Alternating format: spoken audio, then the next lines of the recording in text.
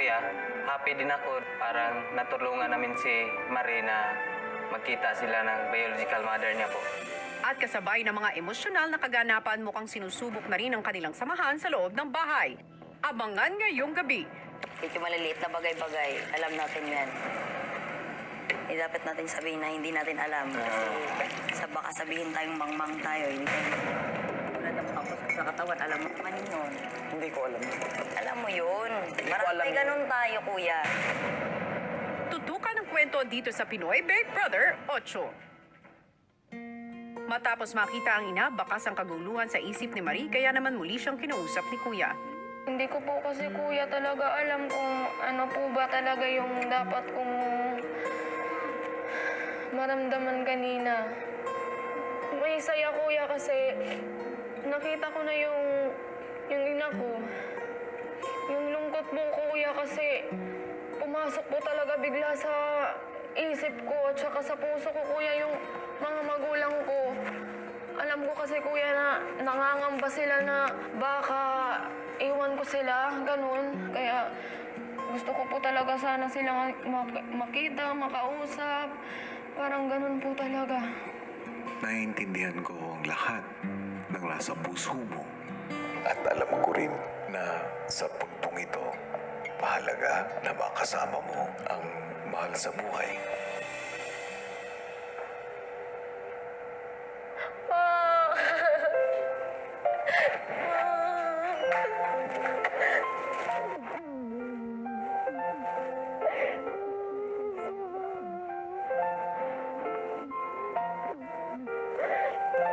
Promise pa.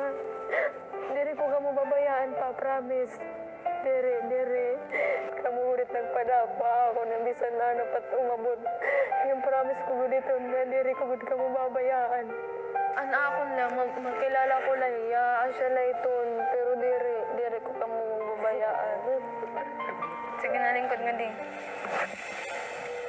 Kuya, salamat. Nandito na yung papa ko, kuya. Thank you.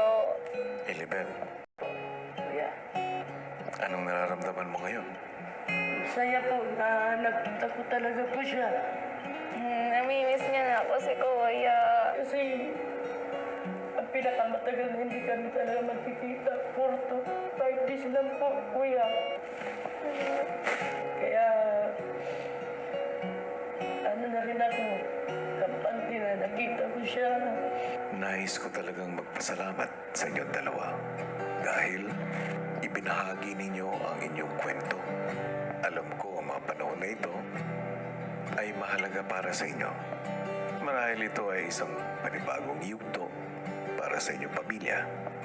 At alam kong hindi magiging madali na buklatin ang susunod na pahina dahil marami ng sugat ang nakaraan. Pero gusto kong ipaalam sa inyo na nandito ako kung papayag kayong dalawa ay mag-iimbita ako ng isang eksperto, isang family psychologist para kausapin kayo at idaan kayo sa proseso. Pumapayag ba kayo para dito? Opo, kuya. Kinabukasan, isa-isang hinarap ni Lilibet, Eunice at Marie ang isang family psychologist para tulungan sila sa pagproseso ng kanilang sitwasyon. At bukod sa pagsisimula ng proseso sa kanilang relasyong pampamilya, kinuhanan din ng swab sample sina Marie at Eunice para isailalim sa isang DNA test. Pagbalik sa loob ng bahay, si Marie nagkwento sa mga kasama. I'm glad that you finally got to meet your mom. As of now, I just can't look into her eyes and give her a hug that she's asking for. I think Because time. yes, and I need time. It's something that you've had your whole life, you know. Yeah. Then just like that, you meet your mom. You need time to Very- process your feelings. I think- understand 100%. Maghihilom din ang mga sugat. Matapos ngang mahanap ang ina ni Marina si Eunice Vergara, maaaring hindi tulad ng inaasahan niya ang naging reaksyon ng naghahanap na anak. Pero tulad nga ng sinabi ni Kuya, hindi maiksing panahon ang 23 taon para kay Marie. Kaya naman lahat ay parte ng isang masusing proseso. Pero nagpapasalamat pa rin kami sa lahat ng nakibahagi sa kaganapang ito at pakikiisa kay Kuya sa pagnanais na sa huli ay manaig pa rin ang pagmamahal at pagpapatawad para sa lahat. Hello Philippines and hello world! Kung naging emosyonal nga ang mga lumipas na araw sa loob ng bahay dahil sa kanilang unang weekly task sa Camp Star Hunt naman, busy ang Star Dreamers sa pagbubukas ng karinderiya at kung gusto nyong matikman ang luto nila, pumunta kayo mismo sa tapat ng PBB House 12 noon to 2 p.m. at 7 p.m. to 9 p.m. Samantala sa bahay ni Kuya, nasubok naman ang namumuong samahan ng housemates. Ano-ano nga ba ang mga lumalabas na kwento at karakter sa ating mga housemates sa ikalawang linggo nilang pagsasama sa bahay? Ang mga kaganapan, narito, panoorin nating lahat. Ang maliligong si Yamyam may tinanong sa mga kasama. Be, paano ba ito gamitin?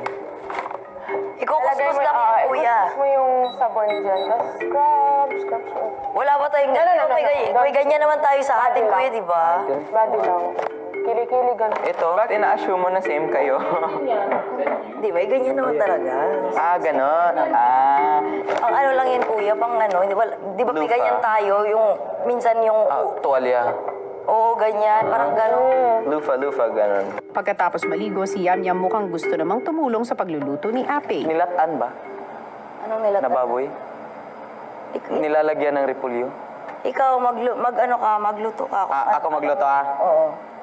Okay. Dito naman ako kung Oo, ano yung... samahan mo ko kasi, dalawa lang. Tansyahin mo, kuya. Taga-bukid tayo, kuya. Alam natin yan. Kung matatansya natin yung pagkain o hindi. Galing din ako sa bukid, kuya. Alam natin yan. Medyo maliliit na bagay-bagay. Alam natin yan. Dapat natin sabihin na hindi natin alam. Kasi baka sabihin tayong mangmang tayo, hindi tayo mangmang. Kapag-aral naman tayo, pag-aaral ka. Kahit mahirap. Kaya dapat, kailangan, alam mo yung kahit maliit na bagay lang. Tulad ng pangkus ko sa katawan, alam mo naman yun. Hindi ko alam. Alam mo yun. Parang alam may yun. ganun tayo, kuya. Kaya, Hindi, kasi iba.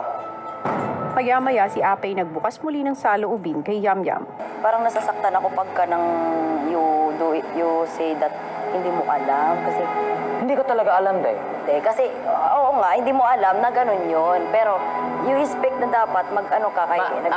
I-explain ko sa'yo. Nag-school naman tayo. Oo, nag-school kami. Pero kailangan natin... Explain mo. Meron Iba tayo ng... Hindi. Iba tayo ng... Parehas kasi nakapunta ka na dito. Oo. Nakapunta ako dire, pero parehas bata pa lang kabalo tayo kung ano yon. Kasi may pangkuskus din ba tayo? Kung hindi ba to, meron tayong pangkuskus din sa katawan natin. Pwedeng labakara. Alam mo yun, di ba? Pero, pag dire, alam na nato na pag-asa yun. Gusto ko laging malaman kung para saan. Kasi dalawa yun eh. Pangkuskus nga yun. Parang labakara lang yun. Ugkuan ba yung, alam mo yung muskitero? Para igaganon sa, alam mo yung pag naglabata, tapos igaganon sa damit? Pero di ba minsan kinukuskus na to sa atong kuan. Kung hindi ba to, labakara, kung kanang kuan, parang net, fish net. Parang ganun lang yun, kuya.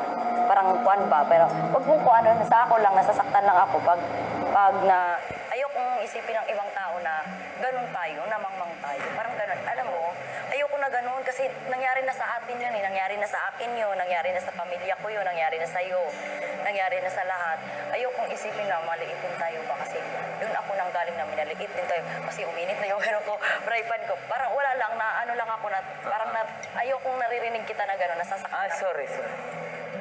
Ay, ayokong nakikitang ganyan ka. Sa susunod. Kasi kahit maliit na bagay na yan, alam mo. Ayoko nakikita na ganyan ka kasi parang parang nakikita ko yung kuya ko sa'yo na grade 3 lang din yung tinapos. Pero pinipilit niyang alamin ang lahat. Ayoko nakikita na ganyan ka. Kahit alam mo yung isang bagay na alam mo ganun yun. Huwag mo nang parang nasasaktan yun, parang gano'n, nasasaktan ako. Kasi ayoko tawagin tayo na kasi galing tayo probinsya. Minamaliit tayo ng tao, nagiging down tayo sa ganung bagay. Okay. Luto na tayo. Luto na tayo. Yeah. Matapos magluto ng almusal si Ape, si Yamyam mukhang may gustong kainin. Pwede ako mag-sunny side up, ate? Wala nang itlog eh. Wala nang itlog. Dapat kanina ka nagsabi, ayaw mo ba ng torta? Ha? Ayaw mo ng torta? Masarap. Ayaw mo nga ng torta. Bakit ayaw mo ng torta? Hindi, masarap pero gusto ko. Wala na kuya eh. Dapat sinabi mo kanina para... Okay lang. Habang kumakain, pansin ang pagiging tahimik ni Ape. Hindi ako sanay ng ganun si Ape. Right? Tahimik. Pag ano iniisip mo? Wala. Ape? What's up? Something up? Ape?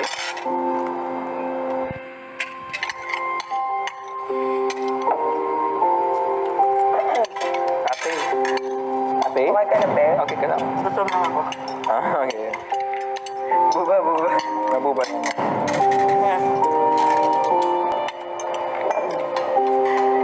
Ang housemates patuloy na pinag-uusapan ang pananahimik ni Ape.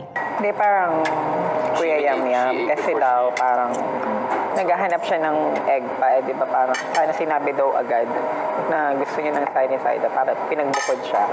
Oh, is that what you think it is? Albert trying to talk Kasi doon siya bigla siya na nahimik na lang. Kaya syempre nag-effort siya nagluto, tapos parang, gets niya ba? Sa kwarto, kinausap naman ni Abby si Ape. Una pa lang, sinabi na niya. Alam na niya naman niya na everyday itlog yung ano natin, di ba? Kaya dapat sinabi niya, gusto ko ng ganito. Handa naman ako magluto na kung anong gusto niyo. Bakit ganun si kuya? Yung parang may time pa na Dapat- ini-adjust niya sa sabihin niya kahit alam niya paano gamitin, kahit alam niya, basta parang di mo maintindihan, pero hindi ka naman dapat mag-judge, pero makakapagsalita ka talaga eh. Galing ako sa bundok, galing sa dagat, ang sabi niya sa akin, kasi matagal na daw ako dito. Matagal na ako dito, pero hindi ko natatry yung iba-ibang mga kung ano dyan. Yung maliit na bagay, kahit alam nga talaga. Yung gano'n. Oo, dapat, oo. Kaya nga ako, Sabihan ng masama, kaya sinasabihan oo. ko siya na, Kuya, huwag mong ano yung sarili mo na parang gagawin mong mangmang kasi nakikita tayo sa lahat ng buong Oo, tao. totoo. Kaya pala ganyan yung ano mo sa kanya kasi Bisaya siya, Bisaya ka. Bisaya ako, ayokong mangyari na Naiisip ng tao na oo, ganun. ganun kami. Lahat. Lahat tayo, ganun. Huwag natin yung... Ipakita. Hindi naman. Or O mag-pretend. mag-pretend na hindi natin alam. Kasi alam mo eh. At noong gabi bago ang pagkikita ni Marie at Eunice, muling nagkaroon ng sagutan sina Ape at Yamyam na nagsimula ng magbiro si Yamyam kay Fumia. You don't talk to me anytime. No. I'm asking you that you are not answering me? No. So sad. No. Pinatawag niya si ano. Tapos di lumapit sa kanya. Nagtampo siya. Magtabi kaya kayo. No, I just listening his Stories. yeah. And then my story is you are not listening to me, my story. No. Why? Because I'm listening, but you're wait. I can't hear. Sorry. Kuya, pero sa puntong yun, kuya, sa tingin ko hindi si Pumi ang magsasorry, ikaw. Kasi always naman kayo nagkakausap eh. Always kayo nagkakulitan. Gusto naman ni Pumia sa ano naman sa iba. So ikaw yung magsasorry kay Pumia. Kasi, Joke. What? kasi tingnan mo yung mukha niya, hindi siya na ano. Kaya nung kinausap siya. Yamyam gets mo yung sinasabi. Yeah, I'm correct. Yam-yam, a joke. Yam-yam, hindi lahat ng na joke lang dito. No, Hindi ka explain further. Hindi mo ako pinakikinggan eh. Wala kang pinakikinggan. Kinakausap ka namin. Oh, sige. O, di ba? Pag galit ka pa, kuya. Hindi talaga ako nagalit. Hindi lahat ng kuya, nabibiruin natin. Yung parang ganto. Parang piniplay mo eh. Ang tao kasi, kuya, nalilito lalo. Lagi na kayo eh. Close na kayo lagi, di ba? Lagi kayo nagkakasama, lagi kayo mag-uusap, lagi kayo nagkaintindihan. Pero kuya, gusto naman ng tao na mag-ano sa iba. Kaya nga, naintindihan namin yung sarili namin kung joke ba yun o hindi. O hindi niya naintindihan? Intindihan yan. Hindi. Nakita ko yung Sugot, mukha anuhin niya. ko? Diba, it's just a joke. Really? Oh, really? Oh, really? Oh. Tinanong niya, really? Kaya akala niya seryoso kasi.